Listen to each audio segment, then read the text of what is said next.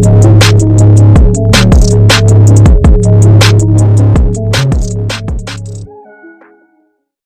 боюнча айткан генералдын сөзүнө Тажикстан расмий билдирүү жасады.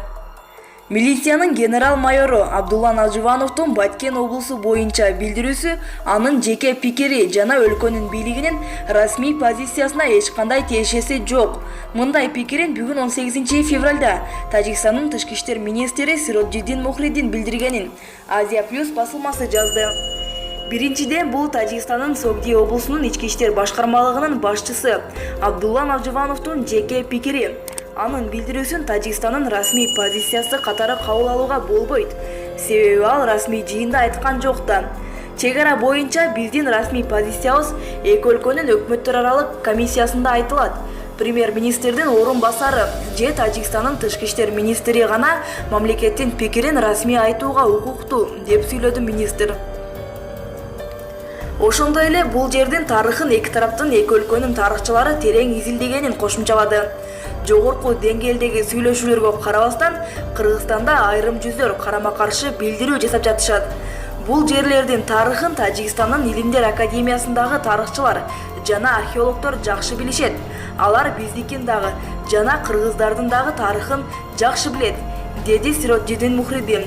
Тажикстандын тышкы иштер министринин айтымында акыркы 16 жыл ичинде эки тараптуу макулдашуулар канааттандырарлык деңгээлде аткарылбай жатат, дейт Булак элдик медиа. Мурдагы вице-премьер-министр Жеңиш Разаков Кыргыз Республикасынын самбо федерациясынын ардактуу президенти болду. Мындай чечимди аталган федерациясынын аткаруу комитети кабыл алды. Буга чейин 11 февралда президент Сооронбай Жээнбеков кол койгон жарлыкка ылайык Разаковдун отставкасы кабыл алынып, вице-премьер-министр кызматынан арызынын негизинде бошотулган. Жеңиш Разаков Евразия экономикалык биримдик менен чек ара маселелерине жооптуу болчу.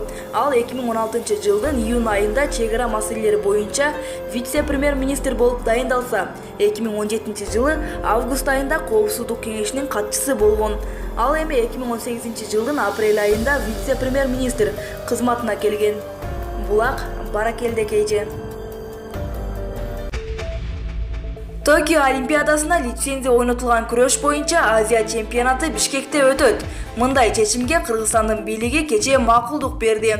Бул тууралуу өлкөнүн эркин күрөш боюнча федерациясынын вице-президенти Мелис Тургунбаев бүгүн Маралга билдирди. Мелдеш грек-рим эркин жана кыздар күрөшүнөн 25 март 1 апрель күндөргө белгиленди. Кечээ Кыргызстан мелдешти өткөрүү жоопкерчилигин алды. Биз бүгүн расмий документтер түзүп, тийиштүү талаптарды жибердик. Учурда уюштуруу тобу түзүлүп, даярдык иши башталды.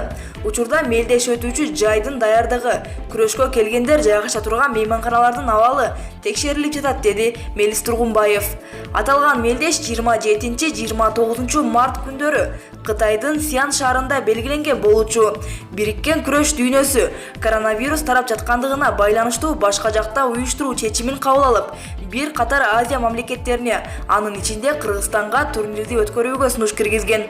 Кыргызстан 2018 жылы күрөш боюнча чоңдор арасындагы Азия чемпионатын өткөргөн. Булак Чындык Кейже.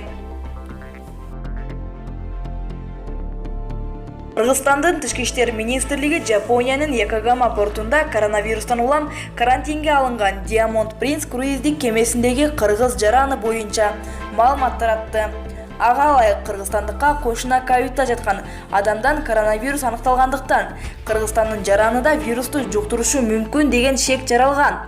Министрлик Жапониянын тийиштүү мекемелеринин маалыматына таянып Кыргызстандыктын дене табы көтөрүлбөгөнүн, ал өзүн жакшы сезип жатканын жана учурда эч кандай дарылоого муктаж эмес экенин кабарлады.